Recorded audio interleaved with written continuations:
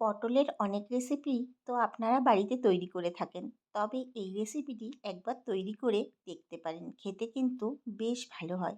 নমস্কার বন্ধুরা, কিচেন অপশনটাই চ্যানেলে আপনাদের স্বাগত। আমি এখানে কয়েকটা পটল কেটে নিয়েছি এবং ফালি করে নিয়েছি, তবে পটলের খোসাগুলো কিন্তু সব ছাড়িয়ে নিইনি, একটু খোসা রেখে কেটেছি। এর মধ্যে দিয়ে দিলাম পরিমাণ মতো লবণ এবং পরিমাণ মতো হলুদ। এখন পটলগুলোর গায়ে মাখিয়ে 10 মিনিট মতো রেস্টে রেখে দেব। আমি এখানে আপনাদের 10 মিনিট পরে দেখাচ্ছি। কড়াইতে আমি পরিমাণ মতো তেল বসিয়ে দিয়েছি।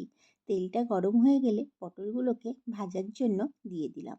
2 থেকে 3 মিনিট এক পিঠ রেখে পটলগুলোকে উল্টে দিলাম। অপর পিঠ ভাজা হতে থাক, অন্যদিকে একটা মশলা তৈরি করে নিই। একটা মিক্সি জারের মধ্যে 1/2 ইঞ্চি মতো আদা টুকরো করে নিয়েছি, আর দিয়েছি 4টে কাঁচা লঙ্কা আর একটা গোটা টমেটো, আর 1.5 চামচ মতো দিয়েছি জিরে। মশলাটা এখন পেস্ট করে রেখে দেব।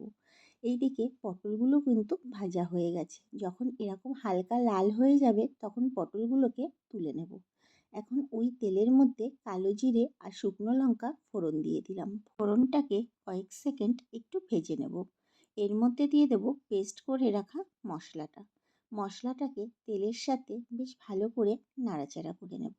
মশলাটাকে আমি এখানে 2 মিনিট মতো তেলের সাথে নেড়ে নিয়েছি, একটু সামান্য জল দিয়ে নেড়েছি। 2 মিনিট পর এর মধ্যে আমি কিছুটা গুঁড়ো মশলা যোগ করব। গুঁড়ো মশলার মধ্যে নিয়েছি 1 চামচ ধনের গুঁড়ো, 1 চামচ হলুদ আর 1 চামচ কাশ্মীরি লঙ্কার গুঁড়ো। মশলার সাথে গুঁড়ো মশলাটাকেও বেশ ভালো করে মিশিয়ে নিচ্ছি।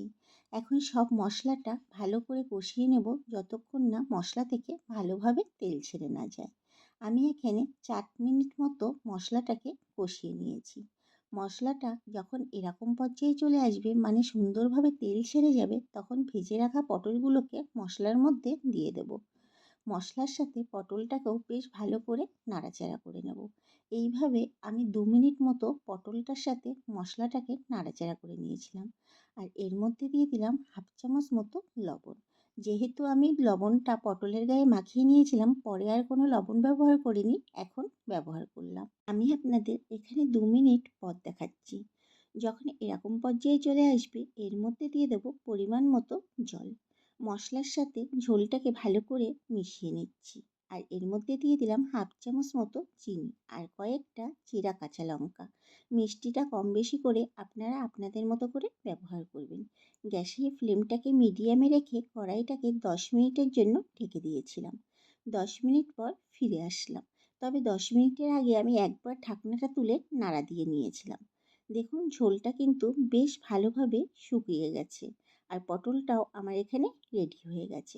তৈরি হয়ে গেল দারুণ স্বাদের তেল পটলের রেসিপি। বাড়িতে এইভাবে একবার বানিয়ে দেখতে পারেন। গরম ভাতের সাথে খেতে কিন্তু ভীষণ সুন্দর লাগে। রেসিপিটি ভালো লাগলে আমার চ্যানেলটিকে সাবস্ক্রাইব এবং ফেসবুক পেজ থেকে যদি আপনারা দেখে থাকেন, পেজটিকে ফলো করে দেওয়ার অনুরোধ রইল। দেখা হচ্ছে নতুন একটি ভিডিওতে।